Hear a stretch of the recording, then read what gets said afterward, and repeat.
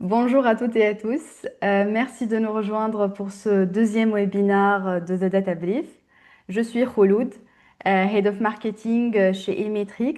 Et aujourd'hui, j'ai le plaisir d'être accompagnée de Sunay, notre Head of AI and Research, qui va plonger dans les coulisses de ce qu'on fait et ce qu'on construit chez HM Data côté IA et infrastructure de données. Avant de passer la main à Sunay, un rapide tour d'horizon de ce qu'on va couvrir aujourd'hui. On peut passer au... Voilà, merci Sunay. On va parler de quatre sujets concrets. Alors, d'abord, pourquoi l'architecture de votre pipeline IA compte autant que le modèle que vous choisissez? Ensuite, ce que veut dire concrètement extraire et normaliser de la donnée financière, pas juste la lire. On abordera aussi un sujet qu'on sous-estime souvent, la souveraineté de la donnée financière, que ça implique quand on traite cette donnée très sensible. Et enfin, comment on décide chez HM Data de changer de modèle ou tout simplement de ne pas le faire. Le tout en 25 minutes et on garde du temps pour vos questions à la fin. Alors, on commence par pourquoi ce webinaire maintenant? Vous avez forcément vu passer les promesses de l'IA ces derniers mois, des modèles toujours plus performants, des annonces chaque semaine, et des démos impressionnantes, mais la réalité terrain, elle est très différente. En fait, un pipeline de données financières, ça doit fonctionner tous les jours, pas juste en démo, pas juste sur un jeu de données propre, mais tous les jours sur des données hétérogènes avec des sources qui changent, des cas limites et des décisions qui dépendent de la qualité de ce qui sort de l'autre bout. Et pour que ça fonctionne, il ne suffit pas de choisir le bon modèle, il faut aussi assembler les bonnes briques.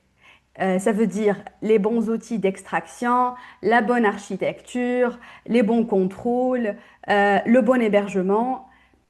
Chaque composante, elle est très très importante. Mais surtout, il faut une équipe d'experts qui sait les orchestrer ensemble, qui comprend la donnée financière, ses pièges, ses cas limites et qui sait intervenir surtout quand l'IA ne suffit pas. Et ça, c'est la promesse HM Data. Entre vous et vos systèmes, il y a notre équipe, une équipe d'experts qui ne se contente pas de vous livrer juste un outil, mais qui garantit vraiment un résultat. Et c'est exactement ce que Suné va détailler aujourd'hui, comment on combine IA, architecture et expertise humaine pour construire une infrastructure fiable. Suné, je te laisse la main. Merci, Relud. Merci pour cette introduction. Bonjour à toutes et tous. Je suis ravie d'être avec vous aujourd'hui pour parler de l'IA chez HM Data et comment, en tant que directrice de la recherche de l'IA, nous utilisons en fait nos constructions, la manière de la collecte depuis des documents. Je commence peut-être pour me présenter vite fait, pour donner une idée de mon parcours. Je suis mathématicienne avec un master en équation différentielle que j'ai fait en 2019. Ensuite, j'ai fait un autre master en modélisation mathématique en 2020. Et en 2023, je suis tenue ma thèse en maths appliquée à l'ENS de Ulm. Sur des statistiques des processus stochastiques. J'ai poursuivi ma thèse avec un postdoc à l'INRIA en modélisation biologique, juste avant de rejoindre Inmetrix en 2025. Et comme vous avez pu peut-être le comprendre depuis mon parcours, s'il y a quelque chose que j'ai appris, c'est que un des ingrédients dans la recette de succès, c'est toujours la rigueur. Et c'est ça que moi, j'ai voulu en fait ajouter à Inmetrix, c'est comment on rejoint la rigueur et la recherche pour construire vraiment un outil puissance dans l'extraction de la donnée financière. Et en fait, je vais commencer pour vous dire qu'en 2026, être Head of Research et surtout IA, ça veut dire apprendre à gérer les chaos. Comme bien il a dit Lulude, on a tous les mois un nouveau modèle qui arrive sur le marché, toujours un qui est plus puissant que l'autre. Et nous, dans les secteurs financiers, on est un peu plié en deux. D'un côté, on a vraiment une, une besoin, une pression pour innover et pour automatiser les pipelines. Et d'un autre côté, il nous faut en fait que la donnée soit de plus en plus auditable, précise, et on a pas mal de restrictions dans ce sens-là. Et donc, en fait, moi, ce que je veux vous montrer aujourd'hui, c'est comment nous arrivons, enfin, je vais vous montrer je vais vous dévoiler, en fait, notre approche chez Inmetrics pour vous expliquer comment nous, on est arrivé à construire un stack IA souveraine, que c'est enfin, c'est une philosophie qui va donner, en fait, la priorité à la survie architecturale, à la fidélité de la donnée et aussi à la souveraineté juridique, en fonction des besoins de nos clients. Je peux peut-être commencer pour vous expliquer ce que moi j'estime qui est notre premier pilier dans notre stack, c'est comment en fait on essaye de rester agile dans notre architecture. Comme il y a dit Rulude, nous on avait son qui est notre pipeline d'extraction dans la collecte de données, ça marche tout le temps, sans interruption et avec une bonne qualité. Et donc, en fait, pendant que les autres font euh, de la refonte lourde à chaque fois qu'il y a un modèle qui arrive, nous, on a construit un pipeline modulaire qui est permis, en fait, de changer, de faire des hop swapping euh, optimal à chaque fois qu'on veut tester un modèle. Comment on fait ça? C'est tout simplement parce qu'on a construit dans notre pipeline un brique orchestrateur qui, dès qu'on reçoit un document, on va se mettre peut-être dans la cadre d'un PDF pour vous expliquer plus simplement la tâche. Ce document, il arrive et ensuite notre orchestrateur, il fait un routing intelligent. Ça veut dire qu'il va sélectionner des pipelines adaptés pour la tâche spécifique qu'on veut faire avec des engins et des modèles d'IA qui sont les plus performants et les plus adaptés en fait pour la tâche qu'on veut exécuter. Et en fait, pourquoi c'est assez important? C'est tout simplement parce que nous, en restant agnostiques au modèle qu'on veut utiliser, ça nous permet de déployer tous les modèles à tester sûrement dans quelques clics, sans vraiment interrompre la fluidité de l'extraction. Et en fait, une fois que on fait ces routages intelligents, on a ensuite deux autres briques dans le procès. C'est la exécution de pipeline en tel euh, pour l'extraction de données avec un contrôle de qualité natif. Et ensuite, cet output est standardisé. Et une fois que c'est standardisé, intégré dans notre base de données, enfin, on peut se permettre de faire la distribution chez nos clients en fonction des données qui nous sont demandées. Alors, je vais me concentrer sur les deux dernières briques pour vous en parler de la fidélité des données parce que ça reste quand même le cœur de notre métier dans la collecte chez HM Data. C'est l'extraction et la normalisation. Et donc, en fait, je vais peut-être parler vite fait de problèmes. On a des documents qui arrivent chez nous pour la collecte et ils sont dans des formats complètement hétérogènes. Ça peut être des PDF, des Excel, ça peut être tout simplement un email. Et nous, il faut qu'on fasse une extraction de cette donnée qui soit conforme aux standards aujourd'hui du marché. Euh, Tout ça pour vous dire que euh, c'est pas tout simplement l'IA dans la finance, c'est pas tout simplement on envoie les documents à Claude et on lui demande d'extraire un point de données spécifique. Parce que si on se contente tout simplement de lire les documents en tel, euh, en fait, on va amplifier un des principes qui c'est le principe garbage in, garbage out. C'est vraiment bien amplifié par l'IA aujourd'hui. Si la donnée qu'on envoie au début elle n'est pas compréhensible. En fait, les résultats qui vont être extraits à la fin, ils vont pas être utilisables par un quant ou un trader. Donc, en fait, comment on fait ça? on utilise l'IA comme un traducteur sémantique. Ce qui va nous permettre, en fait, en même temps qu'on fait l'extraction, on va pouvoir faire une compréhension de tout le contexte qui est autour de la donnée et la normaliser aux standards ISO, c'est un pays au format ISO, euh, et tout ça. Et ensuite, en fait, ce qui nous permet à nous, c'est que on a une donnée à la fin qui est plug and play, donc prête à distribuer chez nos clients pour que eux, ils n'ont pas en fait le temps, ils ne passent pas leur temps à la corriger. Pour vous donner un exemple, en fait, vite fait, avec un kid des enfants, je vous présente rapidement l'outil qui est utilisé aujourd'hui chez notre data team. Et en fait, ce qu'on voit ici, c'est que par exemple, on arrive à extraire des points de données depuis les documents. Euh, Notamment, là, je soulignais la date de report. On arrive à bien pointer en fait de où ça vient dans les documents et on la normalise selon les formats qu'on utilise dans notre base de données. C'est à peu près la même idée dans ces cas-là pour les niveaux des risques du fond. Des fois, on peut le trouver sur les textes, mais on peut le trouver aussi, comme on voit ici, sur des images. C'est à nous, en fait, d'extraire toute cette information.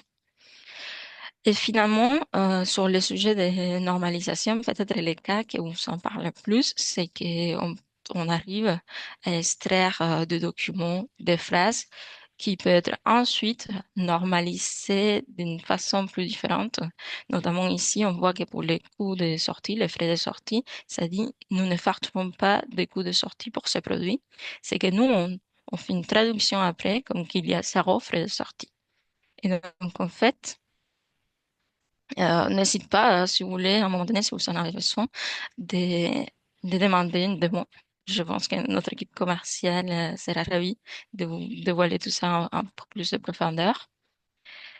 Et je veux ensuite parler du troisième pilier. C'est que moi, j'estime c'est l'aspect le plus négligé du débat de l'IA aujourd'hui.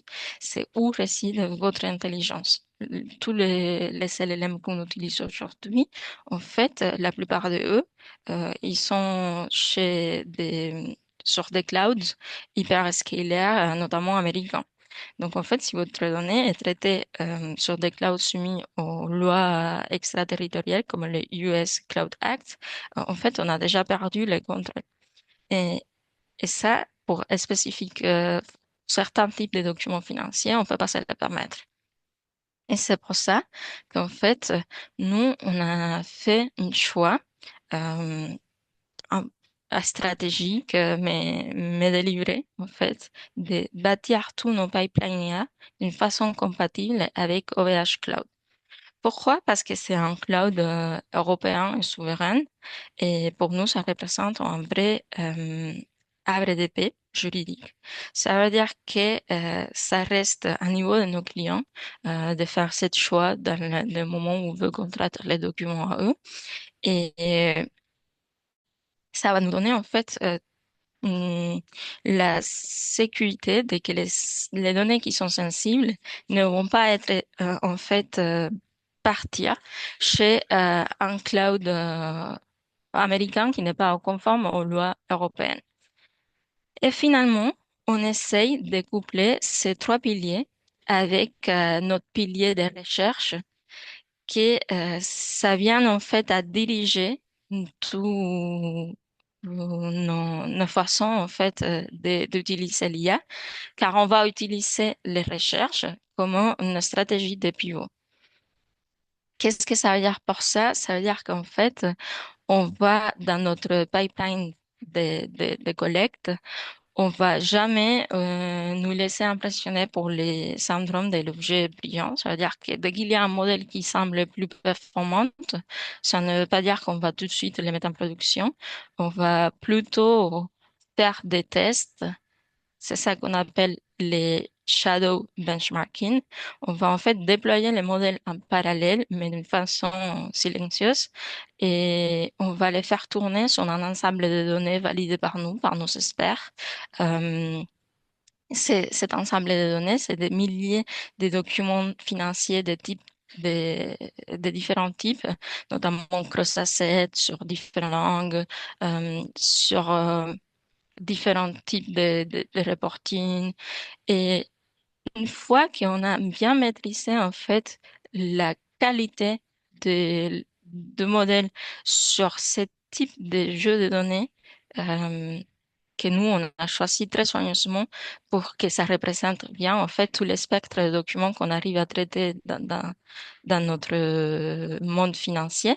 En fait, dès qu'on a vraiment une gain dans la performance, alors c'est à ce moment-là qu'on décide de faire le switch euh, pour avoir une meilleure performance. Mais tout ça pour vous dire que selon notre avis, aujourd'hui, on a besoin de rester agile, sachant que le monde de l'IA change tous les mois, qu'il y a un bon modèle qui arrive et qu'on a vraiment envie de le tester. Il faut qu'on soit aussi capable de faire des traces pour pouvoir auditer les données qu'on extrait. Normalement, au moment de la normalisation, on a pas mal de contrôles humains, vous l'avez déjà vu avec l'interface.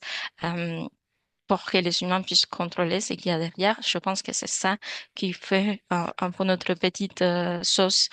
C'est tout simplement qu'on n'utilise pas l'IA pour l'utiliser, on les rend vraiment aux experts et pour que eux, ils puissent vraiment potentiel leur temps de travail, les temps qu'on passe vraiment à corriger la donnée. Et finalement, la souveraineté dans le contexte tendu qu'on a aujourd'hui, je pense que c'est pas tout simplement un choix, que ça va devenir plutôt un impératif. Et c'est pour ça qu'on commence dès aujourd'hui à proposer à nos clients ce choix. Tout ça, on va le dire en mode IA embedded par de la recherche qui va toujours piloter notre choix stratégique. Je pense que c'est ça, en fait, la façon de construire aujourd'hui les bonnes fondations pour la finance dans les prochaines années à venir. Et donc, du coup, j'espère ne pas avoir pris trop de temps, mais si vous avez des questions, c'est le moment de les poser. Euh, Merci Suné. Nous avons déjà deux questions dans le chat. Ah, ok, attendez, je vais juste vérifier les questions. Ok, on a une première question qui dit les modèles américains, OpenAI, Anthropic, ont souvent une longueur d'avance en termes de raisonnement euh, pur sur les modèles open source ou européens. Est-ce qu'en choisissant la souveraineté sur OVH Cloud, vous ne sacrifiez pas la performance technique? En fait, c'est une très bonne question. Merci. Pour vous répondre, euh, oui, c'est vrai qu'aujourd'hui, on est tous impressionnés pour la puissance des modèles comme ChatGPT ou Claude, mais en fait, qui sont en très bonne qualité dans leur raisonnement. Mais pour notre tâche à nous, on n'a pas besoin en fait d'un modèle qui puisse écrire un poème. On a vraiment besoin d'un modèle qui puisse faire très soigneusement, par exemple, la tâche de l'extraction. Et pour ça, on peut, enfin, ce qu'on fait sur OVH, c'est qu'on déploie des modèles open source, comme certains modèles de Mistral, des modèles de Qwen, qui on peut ensuite entraîner sur des tâches spécifiques et nos gens soit la même performance et des fois encore mieux que des modèles hyper grands qui puissent tout faire. On n'a pas vraiment besoin d'un modèle qui puisse faire un jeu vidéo pour faire l'extraction de la donnée finance. Donc, il faut se concentrer. C'est là où il réside la recherche. Il faut se concentrer sur les meilleurs modèles qui adaptent à chaque tâche. Ensuite, on a la deuxième question, ça dit, vous parlez de fidélité totale, mais la réalité de la finance, ce sont des scans de mauvaise qualité, des PDF de 200 pages, parfois de travers. Comment votre IA gère-t-elle les bruits visuels avant même de parler de la normalisation? En fait, c'est une bonne question. Et j'aimerais vous dire que les PDF de 200 pages, c'est pas parfois, c'est notre standard. Et comment on gère cette bruit, c'est justement parce que au lieu de tout simplement utiliser un LLM en l'envoyant du texte, on a plusieurs briques. Notamment, il y a une brique euh, visuelle, on peut le dire comme ça, où on fait des mélanges des euh, computer vision, vision par ordinateur, pardon, en français, et des modèles des VLM, c'est des modèles qui sont multimodaux et qui, eux, ils arrivent en fait à comprendre même par l'exemple, enfin, les bruits visuels, même par l'exemple, des fois, si on a un tableau qui se coupe parce qu'il est trop grand et il continue dans la prochaine page, en fait, le modèle visuel, il arrive à comprendre que c'est un découpage de même tableau et on arrive à bien récupérer l'information. Il faut tout simplement parfois ne pas se contenter d'utiliser les modèles en tel comme ils sont exposés chez OpenAI ou chez Google. Il faut savoir des fois bricoler un peu et grâce à ça, on arrive en fait à résoudre ce type de problème déjà. Je viens en fait apporter une petite précision, c'est que même en utilisant ce type de modèle, c'est pour ça que c'est peut-être plus crucial de faire la normalisation après, parce que si on n'arrive pas à bien comprendre la donnée qu'on extrait, euh, faire une normalisation des choses qui ne vont pas très bien, ça va être en fait un erreur dans nos bases de données. Et c'est pour ça que dès qu'on voit, enfin, dès qu'on a un modèle visuel sur lequel on a une confidence faible de la réponse, on l'intègre pas. On l'intègre pas et on soulève des alertes chez notre data team qui vont peut-être regarder en plus en profondeur pour aller récupérer en fait les problèmes où l'IA n'arrive vraiment. Des fois, on a des images dans les PDF tellement difficiles parce que, je sais pas, je pense à ce moment à un chart graph où on a la répartition par différentes couleurs, mais qui sont tous en différents niveaux de gris. En fait, ça,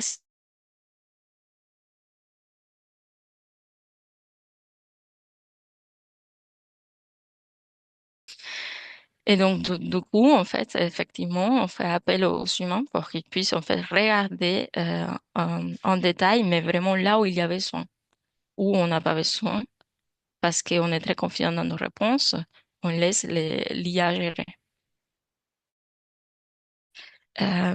J'ai une dernière message qui est arrivé. Ça dit OK, mais un erreur sur un chiffre après la virgule peut coûter 1 million.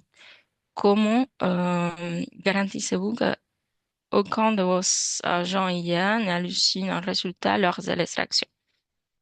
En fait, quand on fait l'extraction, comme je dis au début, on n'envoie pas les documents à ChatGPT ou à Claude et on lui demande d'extraire un point de données spécifique. On, on a un pipeline qui a différentes briques et chaque brique est customisable. Et donc, en fait, dire que un LLM n'hallucine jamais, c'est déjà, c'est déjà absurde parce que de la façon où les LLM sont construits, c'est des modèles probabilistes. Donc, on n'a pas un contrôle sur la sortie de l'LLM. Par contre, Ce qu'on peut faire, c'est que dans tous les briques du pipeline, enfin, on peut rajouter des briques pour contrôler en fait la façon dont les LLM répondent. Notamment, par l'exemple, comme vous l'avez vu aujourd'hui, lors de la présentation de petits outils de la data team, en fait, on voit bien que chaque sortie elle est pointée sur un espace direct du PDF. Donc, ça veut dire que on a une façon, enfin, ça, c'est une relation mathématicienne qui va venir pointer de où ça extrait ce texte. Si on n'a pas de façon de relier l'output à une sortie, enfin, à une partie du PDF, donc on assume que c'est potentiellement halluciné, on envoie notre data team dessus. En plus de ça c'est la première couche. Mais en plus de ça, on a des briques de contrôle algorithmique et déterministe et des contrôles des historiques. C'est-à-dire que, par exemple, dans les contrôles déterministes, si on a dans les PDF un bilan, on va avoir un agent, on va le dire agent, mais c'est vraiment déterministe, qui va venir vérifier en fait la logique de ce bilan. Est-ce qu'elle est vraiment équilibrée, le bilan qu'on a fait? Sinon, il y a un problème et ça va soulever des alertes chez notre équipe. Et ensuite, la, la dernière, euh, la dernière couche, c'est les contrôles des historiques. Par exemple, si aujourd'hui on a traité les kits et on a vu que le niveau de risque c'est 4. Si demain on reçoit un kit pour les mêmes produits et que le niveau de risque est 1, parce que le modèle visuel n'a pas bien compris que les 4 c'était en 1, ça va faire on va recevoir, grâce à une détection d'anomalie, on va recevoir une alerte qui va faire que nos data teams vont regarder spécifiquement ce point de données pour voir en fait où il y a les problèmes. Donc en fait, c'est pas tout simplement l'IA pour utiliser l'IA, c'est vraiment comment faire l'IA, comment la rendre puissante pour nos experts. De cette façon, on arrive à traiter un volume de documents beaucoup plus importante et avec vraiment entre l'IA et tous les contrôles qu'on fait, plus notre équipe très dédiée de la data team, on arrive en fait à récupérer une donnée qui est de très bonne qualité. Je ne sais pas s'il y a encore des questions.